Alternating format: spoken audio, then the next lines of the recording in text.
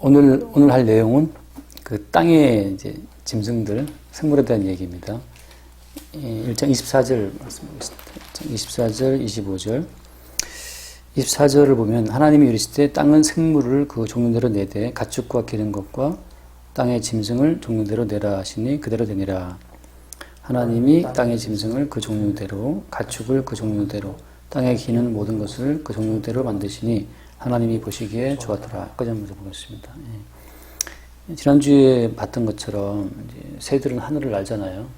하늘이라는 배경 속에 새들이 있고 물고기들은 바닷속에 물속에 있죠. 그러니까 그 배경 속에 어떤 제한된 한계성 속에 존재한다고 하는 거. 그러니까 이제 뭐 새들은 어떤 궁창의 하늘에 종속되는 거고 물고기들은 이제 물에 종속이 되는 거죠. 그런 것처럼 오늘 이 짐승들, 땅에 있는 생물들은 어디에 종속되겠어요? 땅이라는 한계성 속에 종속이 되는 겁니다. 그래서 그 땅에 있는 생물들, 가축과 기는 것과 땅의 짐승들 이런 것이 나오는데 전부 다 이게 이제 땅과 연관되어 있어요. 근데 이렇게 보면 우리가 볼 때 땅은 그냥 눈에 보는 땅이잖아요. 땅은 눈에 보는 땅이다. 그다음 짐승은 눈에 보는 짐승이다. 이건 굉장히 쉽습니다. 그래서 하나님이 땅을 만드셨고 그 땅 위에다가 짐승을 살게 했구나. 이렇게 굉장히 쉬운 문제인데 그래서 이제 하나님의 어떤 그 창조자됨을 인정하는 것은 누구나 할 수가 있어요. 유대인도 다 인정했으니까 이스라엘 사람들은. 그러니까 이스라엘 사람들도 이 창조 세계를 만드신 분이 하나님의 사실을 인정을 해요. 그리고 한국에 있는 전 세계에 있는 많은 기독교인들도 이 창조 세계의 주인이 하나님이라는 것을 인정합니다. 그럼 그것으로 구원받는 믿음이라고 할 수 있나요? 그럴 수가 없어요. 왜냐하면 귀신들도 알아요. 귀신들도 이 세계를 만드신 하나님의 사실을 알죠. 그러니까 창조론을 그것도 믿는다는 거죠. 귀신들도. 유대인들도 어때요? 유대인들도 이 세계 하나님 만들었지. 하나님의 창조됨을 인정했지만 예수를 죽여버리죠. 못 박았잖아요. 십자가에. 그러니까 이 세계 땅과 짐승을 지으신 분이 하나님이다라는 사실을 안다고 해서 그 믿음이, 그 창조주됨을 믿는 믿음이 구원받는 믿음은 아닌 거예요. 그럼 어떻게 해야 되느냐? 그러면 이 짐승과 땅이라고 하니 보이는 세계 이면에 숨겨져 있는 이제 언약적 의미를 알아야 된다는 거죠. 그러면 되게 어려운 것 같지만 쉽게 말하면 그겁니다. 이 모든 땅과 이 짐승들 자체가 예수 그리스도의 주되심을 위해서 만들어진 거라는 사실.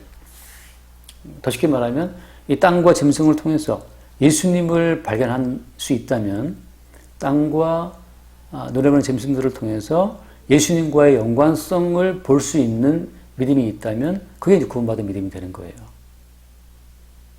그냥 땅은 땅이요, 산은 산이요, 물은 물이라. 그건 성철 스님인가요? 그분도 알죠. 산은 산이고 물은 물이지. 근데 그 산과 그 물이, 그 짐승이 예수님과 어떤 관련성이 있는가? 예수님과의 연관성 속에서 모든 만물을 재해석하는 것. 그게 중요하다는 거죠. 하늘에 해와 달과 별들이 있다.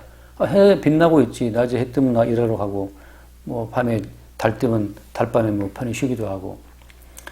그래도 우리가 할 수 있지만, 그게 아니고, 그 해와 달과 별들이 뜨는 것을 보고, 예수님과 무슨 연관성이 있는가? 예수님과 연관성 자체를 보고, 해와 달과 별들을 통해서 예수 그리스도를 볼 수 있다면, 그게 이제 징조를 보는 거라고 했잖아요. 그러니까 태양은 그냥 우리에게 태양 에너지를 주기 위해서 있는 것이 아니고, 예수 그리스도가 어떤 분인지를 증거하기 위해서 태양이 뜨고 지는 거예요. 마찬가지로 짐승들이 있다, 땅이 있다. 이 땅과 짐승들이 여기 왜 살아가느냐? 그것은 예수 그리스도를 증거하는 목적으로 그렇게 거기 존재하는 거죠. 근데 이제 그냥 봤을 때는 이거 아무리 봐도 이건 땅의 짐승들 생명 가축과 기는 것들이고 땅은 땅인데 여기서 어떻게 예수가 나오느냐? 그렇기 때문에 성경 전체가 다 연관되어 있는 거예요. 창세기를 창세기만으로 풀 수 없다는 거죠. 그래서 예컨대 이제 구약 성경이라고 하는 것은 예수님 말씀이 다 재해석해 주는 거고 예수의 모든 말씀의 그 의미는 사도들이 또 재해석해 주는 거죠. 그러니까 우리 성경 전체를 통해서 다시 이 땅의 의미를 봐야 한다는 거고 여기서 나온 짐승이 뭐냐? 짐승은 어쩌나 생각하시죠. 전체를 통해서 짐승의 의미를 봐야 한다는 거죠. 일단 지난주 연관된 말을 해보면 그렇습니다. 이 물고기가 물과 연관되어 있고 새가 궁창에 이런 배경에 있는 것처럼 이 가축이라고 하는 것은, 짐승이라고 하는 것은 땅 속에 땅의 한계성이 갇혀 있잖아요. 그다음에 이제 마지막 날 누가 지어집니까? 사람이 또 지어지는데 지금 마지막 날 이제 그 짐승과 사람이 만들어지잖아요. 그 사람이라고 하는 것은 어떤 한계성 속에 있다고 했습니까? 사람은 에덴 동산에 살게 했잖아요. 에덴 동산에. 에덴에 살게 하시면서 하나님께서 거기에 어떤 제한을 뒀어요? 선악과를 먹지 말라는 제한을 뒀거든요. 그러니까 이제 말씀이라고 하는 그 한계성 속에 인간이 존재하죠. 인간이 뭐든지 할 수 있지만 말씀에 붙들려 있어요. 그런 것처럼. 그럼 짐승은 어디에 있느냐? 짐승이라고 하는 존재들은 말하자면 사람에게 매여 있습니다. 어떻게 아냐는 것을 아담이 모든 짐승들 이름을 짓잖아요. 아담의 짐승의 이름을 지어지는 과정을 통해서 짐승들은 사람에게 사람이라고 하는 그 어떤 권위 속에 같이 존재하는 사실을 알 수가 있어요. 그러니까 공중의 새가 궁창의 하늘이라는 한계에 있는 것처럼 짐승이라고 하는 존재들은 인간의 통제 아래에 있어야 한다는 한계에 갇혀 있는 거거든요. 그리고 이제 인간은 사람과 먹지 말라는 그 말씀에 갇혀 있는 거고. 그래서 모든 짐승들한테 이름을 부여해주는, 이름을 하사해주는 아담, 인간에게 종속이 돼요. 그래서 아담이 이름을 이렇게 지어주는 대로 이제 이름이 되는 거잖아요. 그래서 이름을 줬다고 하는 것은 곧 그 존재의 속성, 기능을 다 이제 제한시켜 주는 거거든요. 이 짐승들은 아담에게 매여 있다라고 하는 거. 이게 이제 짐승들은 사람에게 종속되고 사람은 말씀에 종속되고 이렇게 이제 이런 흐름으로 쭉 가는 겁니다. 가는데 여기서 이제 무슨 문제가 생기냐 하면 인간들이 나중에 이제 인간들이 선악과를 먹어버리잖아요. 선악과를 먹음으로써 이 말씀에 대한 이 정속성을 탈피를 해버리죠. 그럼 이제 그것이 말하자면 그것이 그럼 하나님의 창조 행위의 실패냐? 그건 아니라는 거예요. 그냥 하나님께서 지금 보이는 땅과 하늘과 이 보이는 세계를 만들었다고 하는 것은 보이는 모든 세계가 하나의 모형이었다고 하는 것은 나중에 드러나요. 보이는 모든 세계는 하나의 모형으로 하나님이 창조하신 겁니다. 모형이라는 말은 무슨 말이에요? 반대로 말하면 모형이라는 말은 실체가 있다는 뜻이거든요. 그 실체가 뭐냐? 아담을 지을 때 아담의 실체는 뭐였어요? 아담의 실체는 예수님이었죠. 그래서 아담은 오실자의 표상이라고 그러거든요. 표상이란 말은 아이콘이라는 같은 말인데 아이콘. 그러니까 아담이라고 하는 것은 아담이라는 세계를 말하자면 컴퓨터에 아이콘 더블 클릭하면 이제 그 아이콘과 연결된 그 지적 세계가 보여주잖아요. 문서를 더블 클릭하면 문서가 열리는 것처럼 아담은 하나의 아이콘이기 때문에 아담이라고 하는 표상의 세계를 열고 들어가면 그 속에 뭐가 있냐 하면 예수님의 세계가 있는 거죠. 자, 그처럼 하늘의 해와 달과 별들과 오늘 나오는 이 땅과 짐승 전부 다 이 모든 것이 다 하나의 아이콘으로 기능을 해요. 그러니까 땅을 열면 그 땅에 대한 의미가 나와야 되는 거죠. 예를 들면 땅이라고 하는 것은 어떤 의미가 있습니까? 여기 나오는 땅 아이콘이고 하나의 표상이기 때문에 언젠가 이 모든 땅은 어떻게 돼요? 땅은 베드로서의 말씀처럼 다 불타서 사라져 버리죠. 그럼 뭐가 나옵니까? 이 땅에 사라지는 아이콘으로서의 땅에 사라지고 나면 그 땅의 실체가 되는 새 하늘과 새 땅이 나오죠.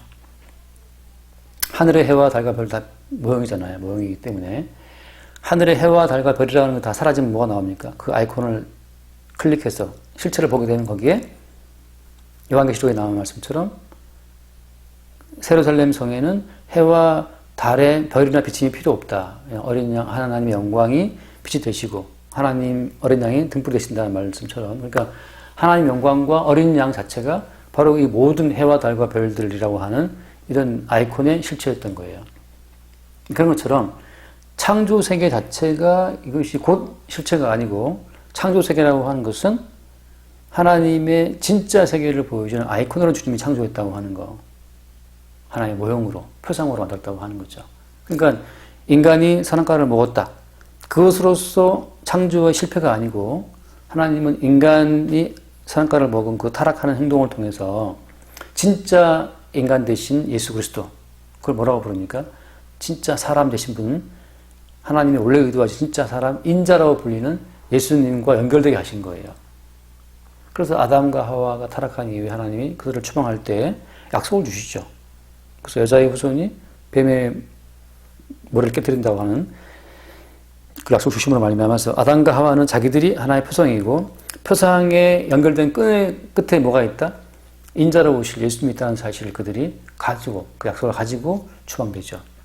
계속해서 이제 참된 사람으로 오실 예수 그리스도를 증거하는 기능으로 인간이 쭉 존재하게 되는 겁니다.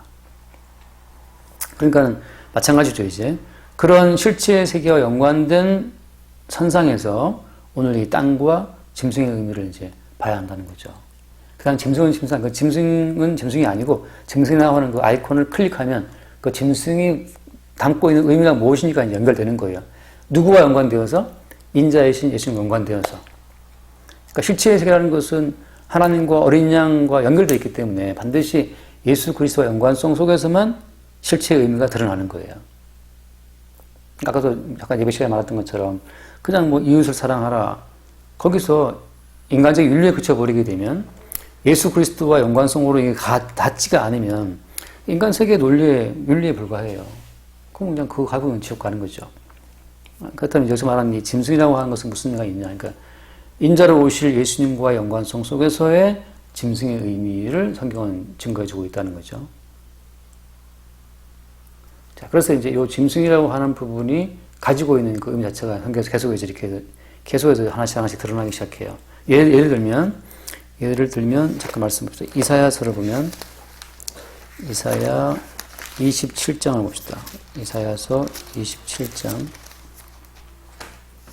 1절을 보면 27장 1절 그날에 여호와께서 그의 견고하고 크고 강한 칼로 날렘 뱀 리오야단 곧 꼬불꼬불한 뱀 리오야단을 벌하시며 바다에 있는 용을 죽이시리라.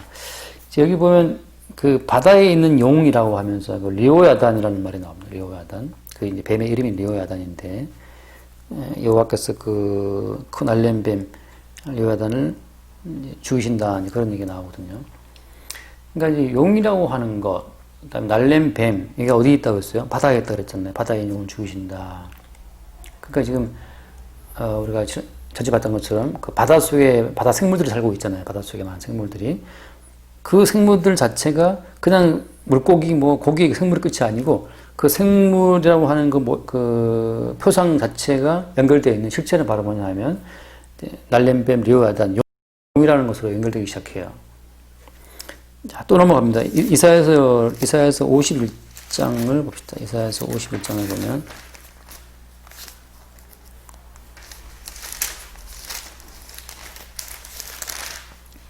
이사야서 51장 예를 들면 거기에 9절 말씀 보면 9절에 여호와의 팔이여 깨소서 능력을 베푸소서 옛날 옛시대에 깨신 것 같이 하소서 라합을 점이시고 용을 찌르신 이가 어찌 주가 아니시며 바다를 넓고 깊은 물을 말리시고 바다 깊은 곳에 길을 내어 구속받은 자들을 건너게 하시니가 어찌 주가 아니시니까. 이 말씀 보면 또 그 라합을 점이시고 용을 찌르신이라는 말이 나오잖아요. 이 이야기는 무슨 얘기냐면 이 이야기는 이스라엘의 그 출애굽 사건을 두고 한 이야기예요. 홍해를 건널 때 그 바다를 넓고 깊은 물을 말리시고 어떤 바다 깊은 곳으로 길을 내어서 누구를 지나게 했다? 구속받은 자들을 건너게 했다 하잖아요. 이거 이제 홍해를 건넌 이스라엘 출애굽 사건을 두고 이야기한 겁니다. 다시 말하면 그 출애굽 사건 자체를 가지고 주님께서는 지금 짐승과 그 짐승의 세계에서 이 구원을 받고 나오는 이스라엘 백성들 사건을 지금 말씀하고 있는 거예요. 짐승이라고 하는 것이 언약 세계 속에서 어떤 기능을 하느냐 그걸 말해주고 있는 거죠. 그러니까 점차적으로 이제 이 짐승이 어떻게 돼? 짐승이라는 이 의미가 어떻게 바뀌냐 하면 다니엘서에까지 가면 다니엘서 7장으로 가면 다니엘서 7장에 보면 7장 3절에 보면은 큰 짐승 넷이 바다에서 나왔는데 그 모양이 각각 다르더라. 첫째는 사자와 같은데 독수리의 날개가 있더니 그 다음에 두 번째 5절 말씀 보면 7장 5절에 다른 짐승 곧 둘째는 곰과 같은데 곰이 나오고 그 다음에 7장 6절 말씀 보면 그 후에 내가 또 본 즉 다른 짐승 곧 표범과 같은 것이 있는데 또 표범 같은 짐승이 나타나고 7절에 보면 또 내가 밤 한상 가운데 그 다음에 본 넷째 짐승은 무섭고 놀라우며 뭐 열뿔이 있고 뭐 이런 얘기 나온단 말이죠. 이제 바다에서 올라온 네 가지 짐승을 묘사하고 있어요. 이게 다 이제 뭐로 이제 이게 요약되는 겁니까? 이 모든 짐승이라고 하는 것이 국가라고 하는 것으로 요약이 돼버려요. 국가라는 것을 생각하면 국가, 인간들의 집단 지성의 최고 결집체죠. 국가라고 하는 것이. 그래서 토마스 홉스가 쓴 그 유명한 책이 제목이 리오가단이에요. 리오가단. 그 존 로크가 자연법 만들고 토마스 홉스가 사회경영 같은 걸 기반에 두고 국가라는 것을 뭐라 합니까? 아무튼 시민들이 자기의 권리를 다 위임해서 각자 인간의 욕망이 충돌하기 때문에 충돌하는 욕망을 분배하고 통치하기 위해서 국가에다가 모든 권리를 양도해 주잖아요. 그게 사회계약론인데 그때 토마스 홉스가 쓴 책 제목이 리오가단입니다.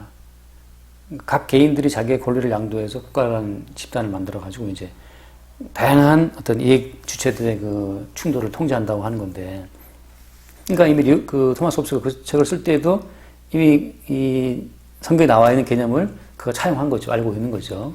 짐승이라고 하는 것이 국가라고 하는 것을.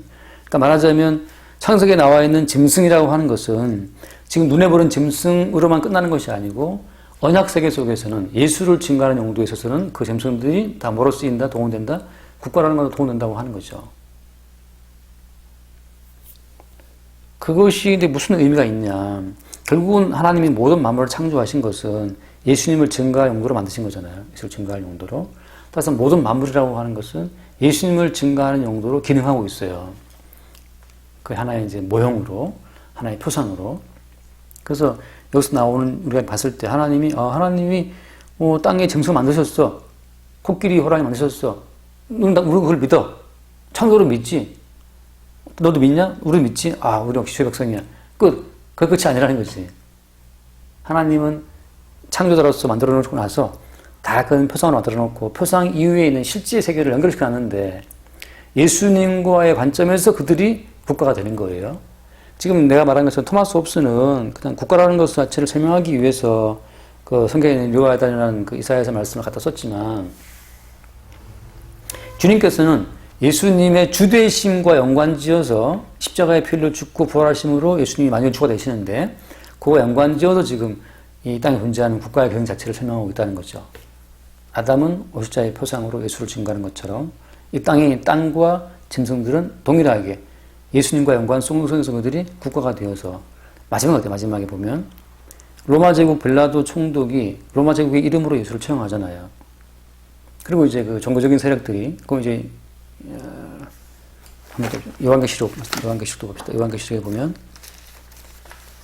예를 들어서 요한계시록 13장 봅시다. 13장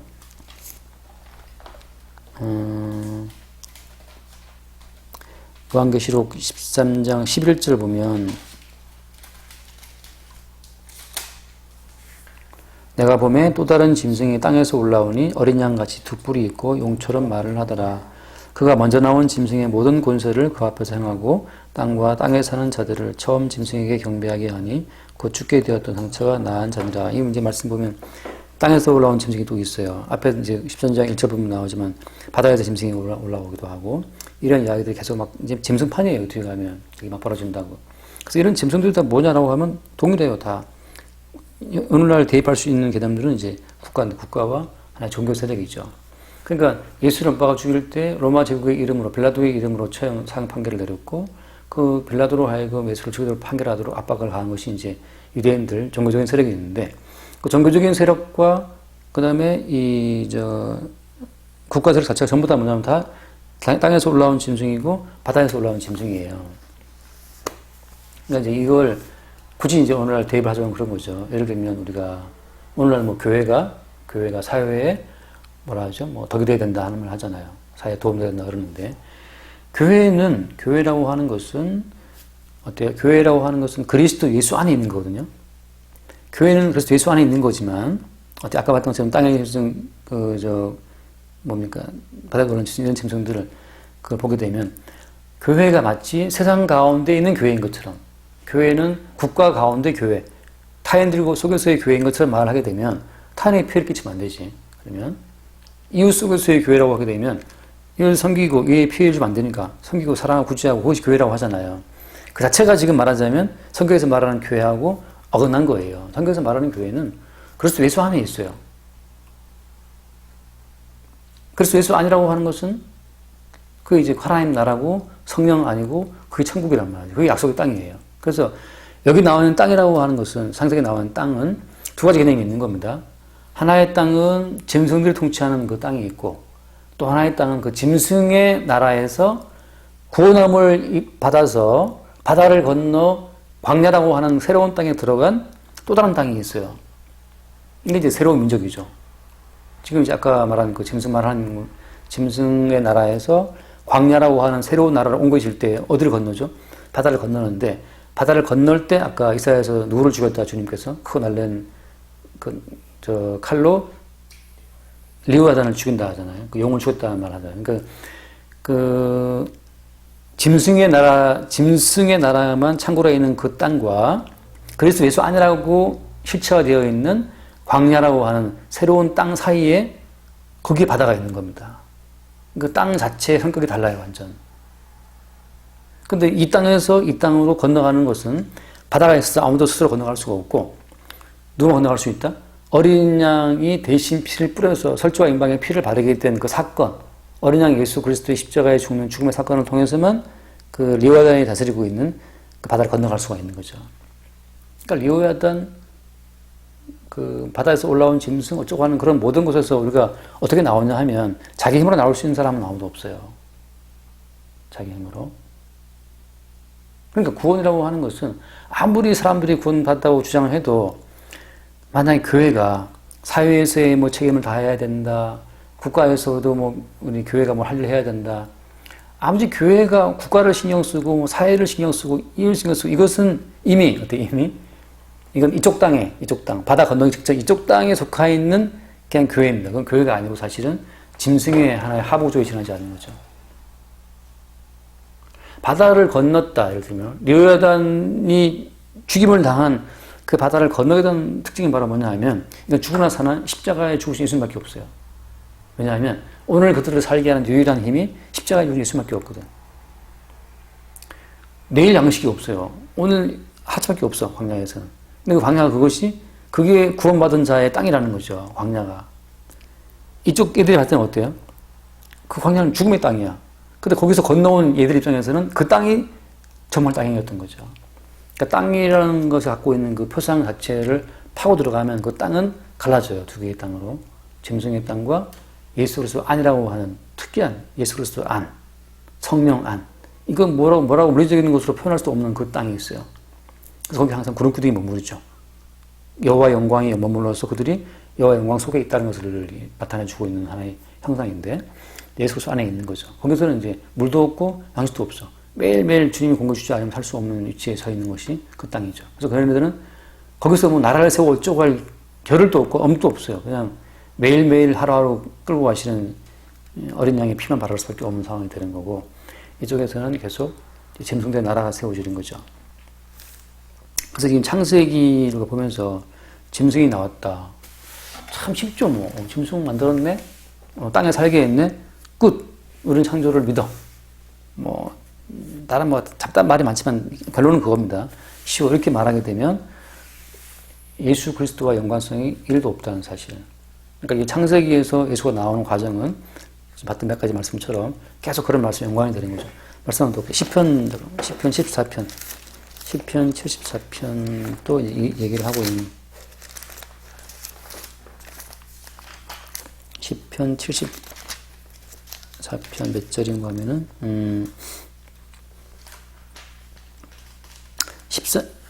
13절 볼까요? 13절, 14절. 주께서 주의 능력으로 바다를 나누시고 물 가운데 용들의 머리를 깨뜨리셨으며 리오야단의 머리를 부수시고 그것을 사막에 사는 자에게 음식물로 주셨으며, 주께서 바위를 쪼개어 큰 물을 내시며 주께서 늘 흐르는 강들을 마르게 하셨나이다. 낮도 주의 것이요 밤도 주의 것이라. 주께서 빛과 해를 마련하셨으며 이렇게 쭉 나온단 말이지. 그러니까 이스라엘 사람들은 홍해를 건널 때 영문도 모르고 건넜어요. 그들은 하나의 표상이기 때문에. 표상이기 때문에 그들은 아이콘이기 때문에 그들이 그 자신을 판별할 수 있는 건 아무게 없어요. 뒤늦게 이제 성령에 의해서 너희들이 홍해를 건넌 것은 이러이러한 사건을 보여주는 거라고 성령 가운데서 그를 알게 하시니까 그때 비로소 우리가 바다를 건널 때 그때 용들의 머리를 주님 깨뜨리셨구나. 그걸 뒤늦게 아는 거죠. 우리 입장에서는 이제 예수가 십자가에 죽으시고 부활하심으로 뱀의 머리를 깨뜨리신 거 알잖아요. 리오야달의 머리를 깨뜨린다 그러는데 여자의 후손이 뱀 머리를 깨뜨린다 하는 그 말씀처럼 그 여자의 후손이 뱀 머리를 깨뜨린다는 것 자체를 역사 가운데 계속해서 주님께서 이제 하나의 예언적 형식으로 보여주신 거죠. 홍해를 건너게 했다. 바다를 통치하고 있는 어둠의 세력 자체를 주님이 깨뜨린 거죠. 그렇게 이어져 가는 거예요. 그래서 이 창세기를 보면서 짐승이라고 할 때 또다시 여기서 뭐 어떤 짐승을 먹을 수 있고 먹을 수 없고 뭐 그렇게 한 자체가 의미가 없어요. 왜? 예수님이 십자가에 죽고 부활하심으로써 모든 것의 실체가 나타났기 때문에. 짐승이라고 하는 이 의미는 예수님과 그의 나라를 대적하는 땅에 속한 자들의 세계를 보여주는 것이구나라고 이미 다 드러났기 때문이죠. 자, 그럼 이제 결론 말합시다. 그럼 실제적으로 이 짐승의 나라, 짐승으로 형성화된 오늘날 국가를 형성하는 수많은 개인들이잖아요. 수많은 개인들. 사회 계약에 의해서 국가를 세웠다. 그러니까 이제 우리들이 사회 계약에 의해서 우리의 권리를 양도해서 국가를 세웠기 때문에 만약에 국가가 우리가 양도한 권리에 걸맞게 우리의 생명과 재산을 보여주지 않으면 국민들은 뭐 할 수 있다? 저항할 수 있다라고 하잖아요. 그게 이제 저항권이 나온 건데. 전부 다 그게 뭘 위한 거예요? 인간을 위한 거죠. 그럼 그 짐승과 짐승의 나라에서 보여주는, 그러니까 실체로 오신 예수님과 관계성 속에서 짐승과 짐승에 속한 국가 구성원들이 보여주는 특징이 뭐겠어요? 오늘 우리가 보면서 그냥 땅은 땅이고 짐승은 짐승인데 뭘로 우리가 보고 저 사람이 짐승에 속한 사람인지 어떻게 알 수 있을까요? 간단하게 말하면 예수님이 오셨을 때 예수를 대적했던 자들이 누구예요? 바리새인과 세리사님들은 그들이 뭘 가지고 예수를 대적합니까? 율법으로. 다시 말하면 법으로 살고 있는 모든 자들이 사회 계약에 대한 법으로 사는 모든 자들이 짐승의 세계에 속하게 됩니다. 거기서 나온 사람들은 법이 아니고 뭐로 살아요? 법이 아니고 예수 그리스도의 희생과 용서의 은총으로 살죠. 그 차이예요. 다시 말하면 내가 내 힘과 내 절제력으로 법을 지켜야 살 수 있다라고 생각하게 되면 짐승의 세계에 속한 사람이고, 내 힘과 내 절제력으로 율법을 지키어 살아가는 것이 아니고 나를 위해 죽으신 예수님 용서를 받아 살아간다는 것을 안 하게 되는 그 과정을 한 사람들이 어린 양의 나라, 바다를 건너서 새로운 나라에 속한 자들의 삶이라고 하는 거죠. 새로운 땅이죠. 새하늘과 새 땅에 사는 사람들. 그들에게 있어서는 이제 하늘의 해와 달과 별도 의미가 없고 예수가 그들에게 빛이 되는 거고, 그들에게는 땅도 의미가 없어요. 예수 그리스도 안에 있는 것이고 그들의 땅이기 때문에. 그래서 이 땅과 짐승의 이 창조의 이유 자체가 예수님 안에서 새롭게 실체로 연결되는 쪽으로 쭉 들어가 보면 거기에 십자가에 죽으신 예수의 은총으로 살아가는 새로운 어떤 민족, 새로운 자들이 거기에 존재하고 있는 거죠. 그렇게 해서 창조의 아이콘이 실체가 된다고 하는 거. 여기까지 합시다. 기도합시다. 주님 감사합니다. 눈에 보이는 땅과 짐승을 만드신 하나님 믿는다고 해서 그 하나님이 우리의 구원자 하나님이 아니고 눈에 보이는 땅과 짐승들을 만드신 하나님의 그 이면의 세계를 볼 수 있는, 그리스도 예수의 이름으로 볼 수 있는 그 안목이 우리 가운데 있을 때 우리 가운데 참다한 구원이 존재함을 또한 알게 됩니다. 날마다 우리를 보이는 세계의 모형을 넘어서 참된 세계의 주인공 되신 예수를 볼 수 있도록 우리를 이끌어 주옵소서. 우리 주 예수 이름을 기도드립니다. 아멘. 끝납시다.